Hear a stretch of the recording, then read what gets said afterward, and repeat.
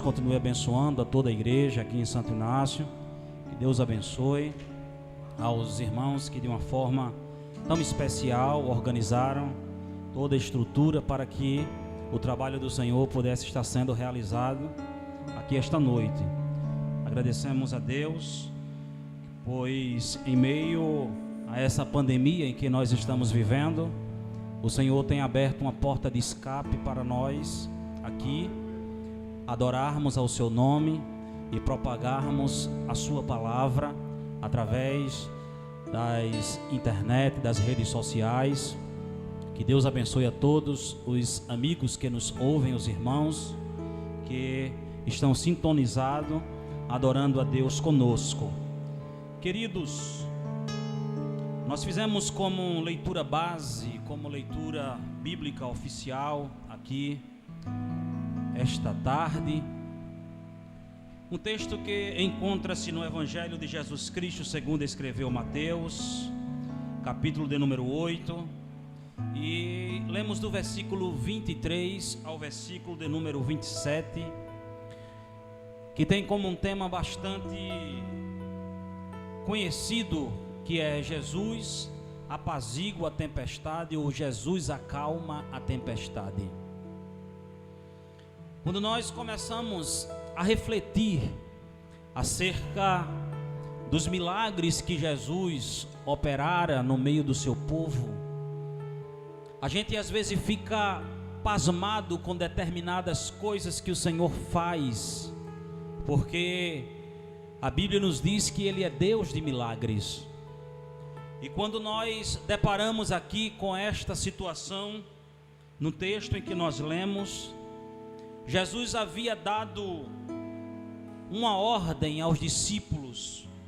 No versículo de número 23, a Bíblia diz que Jesus, ele entra no barco. E se fôssemos intitular aqui um tema para esta mensagem, seria 5 lições que Jesus traz para nós no meio da tempestade. A primeira lição que Jesus ele nos ensina no meio daquela tempestade é esta. No versículo de número 23, a Bíblia diz que entrando Jesus no barco, seus discípulos o seguiram. A primeira lição que Jesus traz é que ele tem que sempre ocupar o primeiro lugar em nossa vida. Jesus ele tem que ter sempre a primazia. Desde o início da criação, Deus ele sempre quis estar no centro. Ele quis sempre estar na nossa frente. Ele quis sempre estar na nossa dianteira. E a Bíblia corrobora isso. O salmista escrevendo no Salmo 16, versículo de número 8, ele diz: tenho posto o Senhor continuamente na minha frente ou na minha dianteira, e é por isso que Ele sempre está à minha mão direita, portanto nunca vacilarei. O profeta Isaías escrevendo no capítulo 45 e o versículo 2, Deus ele brada ali para o profeta Isaías e diz: eu irei adiante de ti. O que é adiante? É estar na frente, é estar na dianteira, é estar ocupando o primeiro espaço. E quando Jesus disse, olha, ele entra no barco, naquela embarcação onde os discípulos haviam pegado aquela embarcação, ele entra, e a Bíblia diz que logo em seguida os discípulos o seguiram. Primeiro segredo para o milagre está aqui, é deixar Jesus entrar primeiro. Se Jesus entra, eu entro. Se Jesus sai, eu saio. O segredo está em deixar Jesus ocupar o primeiro lugar da embarcação. Já imaginou se Jesus não estivesse presente naquela embarcação no momento em que surgiu a tempestade? Mas Jesus ele entra. Os discípulos também seguem. Mas o segundo segredo, ou A segunda lição que Jesus nos ensina no meio da tempestade é que mesmo Ele estando presente na embarcação, nós não estaremos isentos de enfrentar tempestades no meio da nossa carreira, na nossa caminhada cristã. Às vezes tem pessoas que olham para nós e começam vendo as aflições que nós passamos. E é bíblico, a Bíblia diz que muitas são as aflições dos justos, mas o Senhor os livra de todas. Muitas são as tribulações. Você lembra lá quando o Senhor brada para Gideão, quando a perspectiva de vida já havia desaparecido, Israel sendo subjugado pelos midianitas. E a Bíblia nos diz que para Israel escapar com vida, existia um moço por nome de Gideão, que estava malhando trigo no lagar, o lugar inapropriado. Mas Gideão estava malhando trigo no lagar. Era um lugar de malhar e de pisar uvas, mas Gideão estava malhando trigo no lagar. E diz a Bíblia que o Senhor resolve aparecer de forma teofânica, Deus aparecendo em forma de anjo ali para Gideão, e brada para ele no meio ali de toda a tribulação que ele estava enfrentando. E detalhe, a Bíblia diz que tudo que Israel fazia, os midianitas acabavam com tudo, destruíam o trabalho dos filhos de Israel. Mas Gideão estava malhando trigo no lagar, e de repente o Senhor brada para Gideão e diz: Gideão, o Senhor é contigo, varão valoroso. Vai nesta tua força. Aquilo soou de forma negativa para Gideão, e ele disse: ai, Senhor meu, se o Senhor é comigo, dá uma olhadinha aqui no cenário, tudo que eu estou passando, tudo que eu estou enfrentando. Como é que o Senhor ainda tem coragem de dizer que é comigo no meio de toda a tribulação que eu estou enfrentando, e o Senhor ainda brada e diz que é comigo? Como? Essas são as mesmas indagações que surgem na nossa mente quando estamos enfrentando tempestades. Se Deus está comigo, por que eu sofro perseguição? Se Deus está comigo, por que eu sofro enfermidades? Por que eu sofro tanto desemprego? Tantas situações ocorrem na minha vida. Como é que o Senhor pode estar comigo desta forma? O segredo está aí. Jesus, quando ele está presente na embarcação, a tempestade surge, mas o barco não naufraga. A tempestade vem, mas não consegue destruir você. As tribulações vêm, mas não consegue sucumbir a tua vida, porque você lembra diante das tribulações que você está enfrentando que primeiro você recebeu promessas de Deus.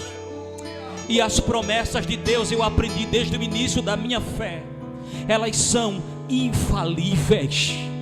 As promessas de Deus, elas não envelhecem, e nem tampouco elas perdem o seu prazo de validade. As promessas de Deus, elas se cumprem em nossa vida. A tempestade se levanta, mas o Senhor também se levanta no meio da tempestade. Oh glória! A tempestade surge no meio da caminhada, mas devemos nos lembrar unicamente de uma coisa: que maior do que a tempestade é aquele que nos chamou. Conforme diz o salmista, foi Ele que nos tirou de um charco horrível de lodo. Estava dizendo para o meu filho essa semana, ele perguntando o que era isso. Eu disse: o charco é aquilo que há de mais imundo, onde está toda a imundícia. Aí a Bíblia diz que foi o Senhor que foi lá no charco de lodo. Eu imagino Ele dando uma chacoalhada, limpando, tirando a impureza. E a Bíblia diz, o salmista disse: Ele colocou um cântico na minha boca. um hino ao meu Deus. Eu irei cantar, louvado seja o nome de Jesus. Não te preocupa se a tempestade se levantou contra você. Não te preocupa se você está sofrendo tempestades no meio da tua caminhada. Quem sabe você chegou aqui nesta noite, ou está nos ouvindo por esse veículo de comunicação, por vias de internet, que você está enfrentando uma tempestade tão difícil.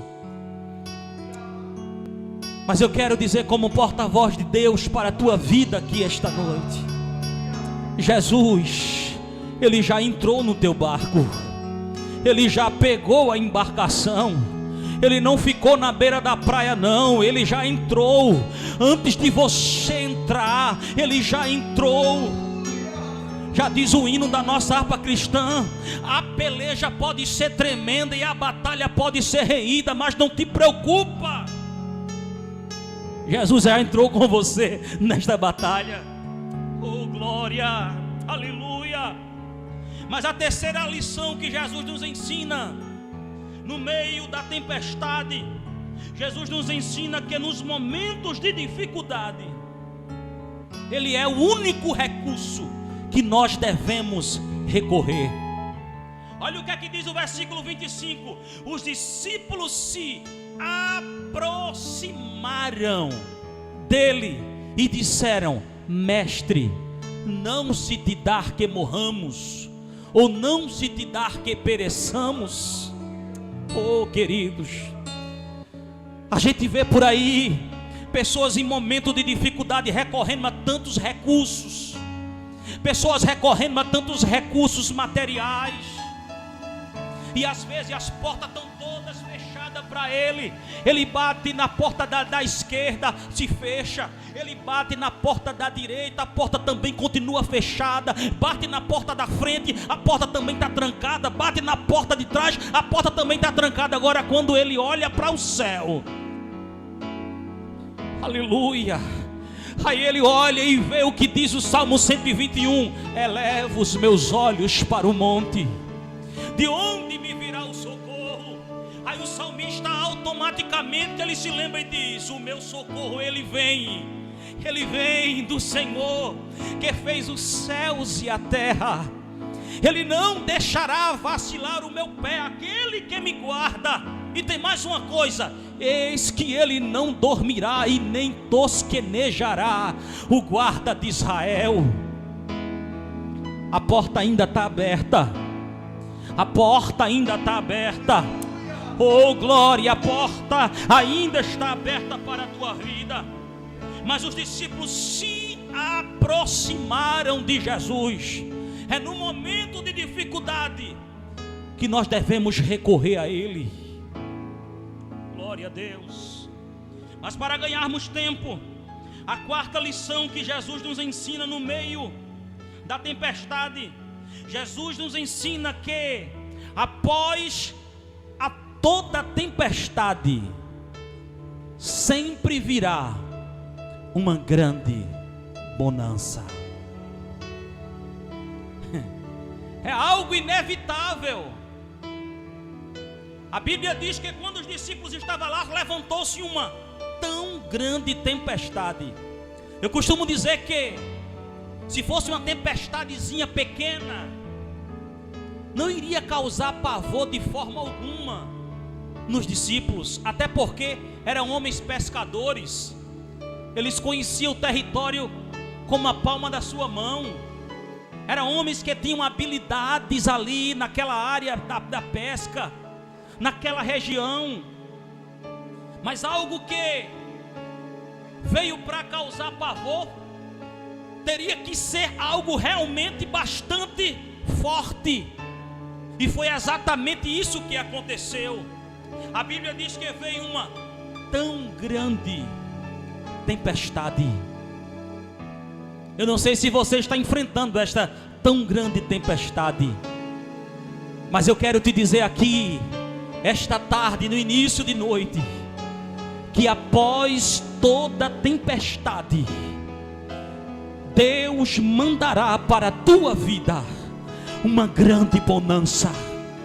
Após essa tempestade passar, após esse vendaval passar, assim te diz o Senhor nesta tarde: virá uma grande bonança. Prepare-se, prepare-se, porque tem bonança de Deus para a tua vida. Prepare-se, porque tem coisa grande de Deus para Deus fazer no teu viver. Jeremias 33:3, primeiro versículo que eu aprendi no início da minha fé: clamas a mim e responder-te-ei, e anunciar-te-ei coisas pequenas? Não, ele diz coisas grandes e firmes, que tu ainda não sabes. Tem coisa grande de Deus que vai chegar na tua vida. Tem coisa grande da parte de Deus que vai chegar para você, e você vai glorificar ao seu nome. Aleluia. Mas a quinta lição que Jesus nos ensina no meio da tempestade, Jesus nos ensina que aquilo que Ele irá fazer na nossa vida causará espanto e admiração no meio daqueles que nos cercam. Oh glória, aleluia. Você está entendendo o que Deus está falando contigo? Você que nos acompanha aí pelo Facebook, você que nos acompanha pelo YouTube, você que está presente aqui esta noite, você está acreditando que o que Deus vai fazer na sua vida vai causar espanto e admiração no meio daqueles que te cercam? A Bíblia diz que quando os discípulos foram lá e acordaram o mestre e disse: mestre, nós vamos morrer. Acorda, mestre. Aí a Bíblia diz que Jesus levantou-se. E quando Jesus se levanta, é para agir. Jesus levantou-se, repreendeu primeiro do que tudo o vento. O vento que, segundo alguns comentaristas, é algo incontrolável. O vento que até o próprio Jesus, quando ele estava num diálogo com Nicodemos, lá em João, ele disse que o vento assopra onde quer. O vento que destruiu os 10 filhos de Jó de uma vez só. O vento que acalmou ou que destruiu a embarcação no capítulo 27 do livro de Atos dos Apóstolos, onde o apóstolo Paulo estava lá em uma das suas viagens, e onde o vento deu e arrebentou aquela embarcação, e foi denominado até um nome para aquele vento chamado Euroaquilão. É exatamente este vento que sopra e a gente não sabe mais o que fazer na nossa vida. Oh, aleluia. E ele soprando, e foi o pivô de toda a situação ali naquela embarcação. Mas de repente, Jesus, ele sabe resolver problemas, a começar da causa raiz dos problemas. Quem é que está causando todo esse alvoroço aqui no mar? É o vento? Te preocupa não, eu vou acalmar o vento. Aí a Bíblia diz que ele primeiro, antes de acalmar o mar, ele acalma o vento. Ele fala para o vento. Eu nunca ouvi dizer que vento tinha ouvido, mas quando Jesus fala, até vento tem que ouvir a sua voz. Oh glória. Aí a Bíblia diz que ele brada para o vento e diz: vento, acalma-te. Por que tanto alvoroço? O vento, se acalme. Mar, aquieta-te.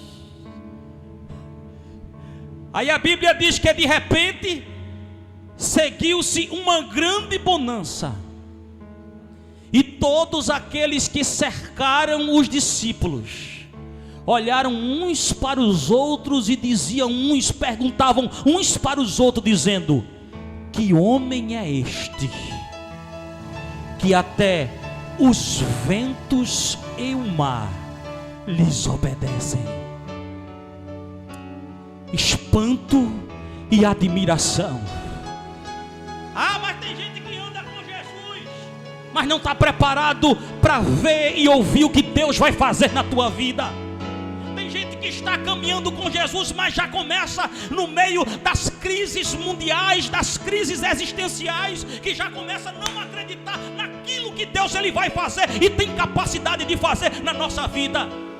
Mas Deus está dizendo aqui por intermédio da sua palavra, aqui esta noite, o que eu vou fazer na tua vida vai causar espanto e admiração.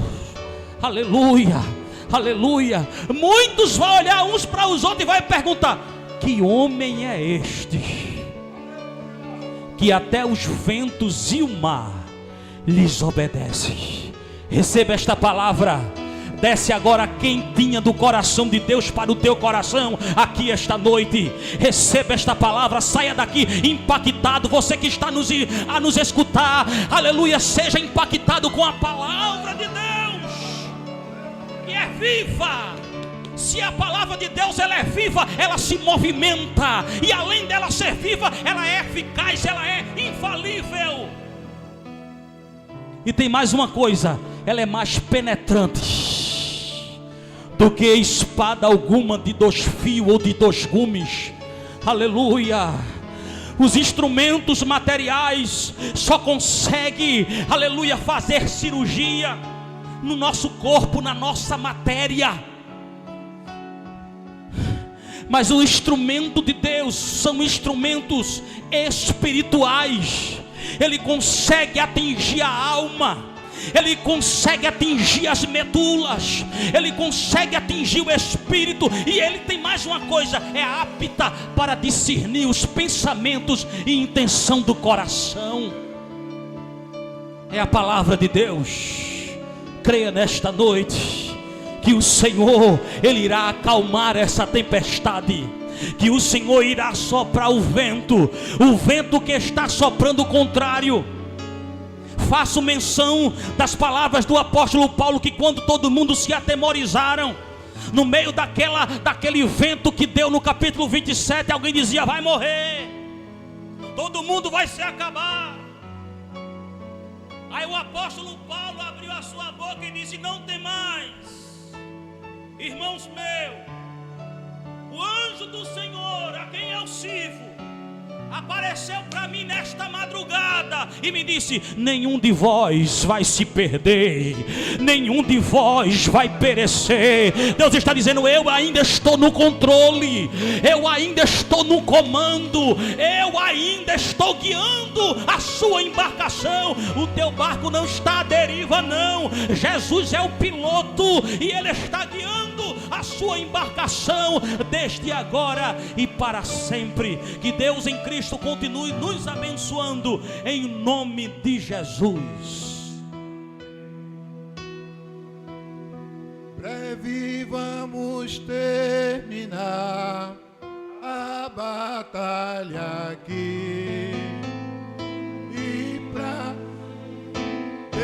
descansar com Jesus ali, todos os que são fiéis ao bom capitão hão de receber lauréis como um galardão. Amém, igreja? O Senhor está conosco, irmão. Ele é bom, amém? Eu estava meditando aqui, falando que eu estava pensando que, meditando, teve 2 coisas, irmão. A pandemia muito grande aí, mas teve 2 coisas que esta pandemia não conseguiu parar nem deter. Glória! Primeiramente, irmão, foi a palavra de Deus. Glória! Esta palavra que é fiel e verdadeira continua salvando e curando.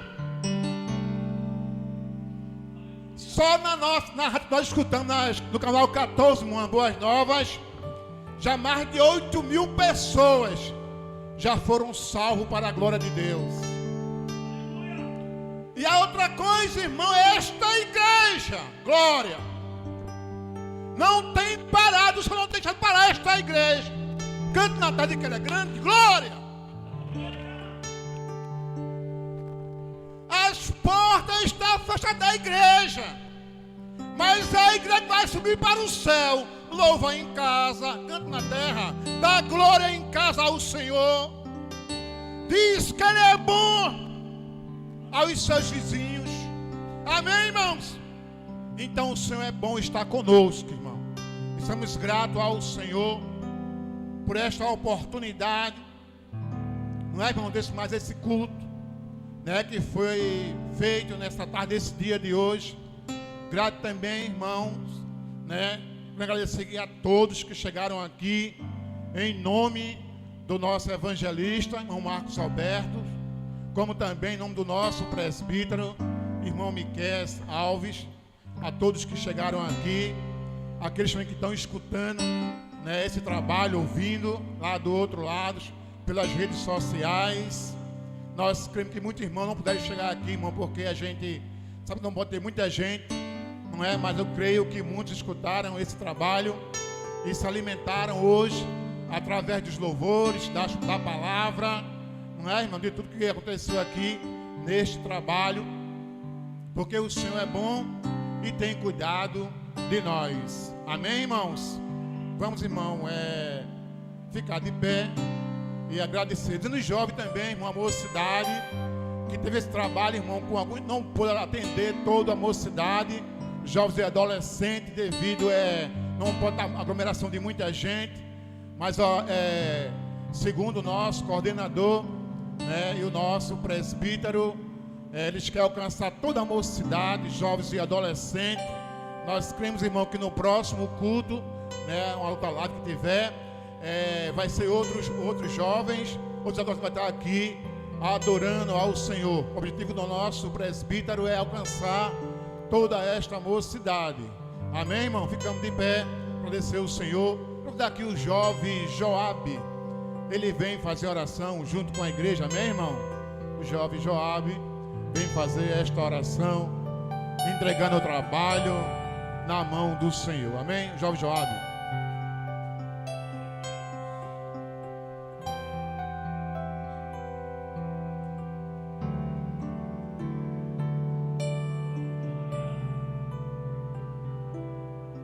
A todos com a paz do Senhor, conforme nos orienta o nosso dirigente, irmão Cândido, que mais necessita de oração. Assim oremos. Senhor nosso Deus, Pai Celestial, nós te agradecemos por mais uma oportunidade a qual o Senhor nos tem concedido de nos estar reunindo, Senhor, para te glorificar, para falar da tua palavra, Senhor, para evangelizar. E nesse momento, Senhor, elevamos nossos pensamentos, Senhor, e nossos corações a Ti, Senhor. E também rogamos, Senhor, pela manifestação da Tua graça, Senhor, em prol daqueles, Senhor, que em meio a todas essas tribulações que estão nos assolando, estão passando por grandes dificuldades, aqueles que estão enfermos, aqueles que estão nas UTIs, aqueles que perderam parentes, aqueles que estão em grandes tribulações, de depressão, de grandes problemas, Senhor. Nós sabemos, Senhor, nós cremos como a Tua palavra foi pregada, que o Senhor é aquele, Senhor, cuja voz tem poder para acalmar a tempestade. Por isso nós rogamos a Ti, Senhor, continua abençoando, acalma as tempestades, Senhor, para que mais uma vez nos Teus servos o Teu nome venha a ser glorificado. Eu te peço todas essas coisas em nome de Jesus. Amém. Amém, meus irmãos. O nosso pastor, irmão Aldir, agradece a todos que chegaram aqui. Amém, pastor Satorial? Amém? A igreja diz? Amém. Amém.